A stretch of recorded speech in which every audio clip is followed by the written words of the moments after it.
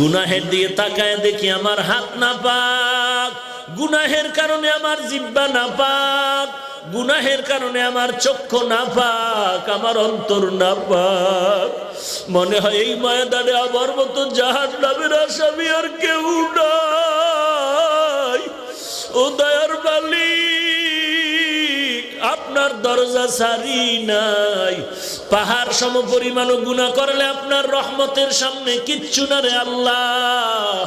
কত বড় বড় বেঈমানেরও তো আপনি মাফ করে দিয়েছেন।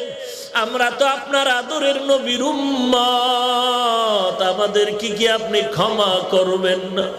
আয় আল্লাহ, যদি আমাদের গুনাহগার বলিয়া তাড়ায় দেন, আমরা কোথায় যাব? যাওয়ার তো আর জায়গা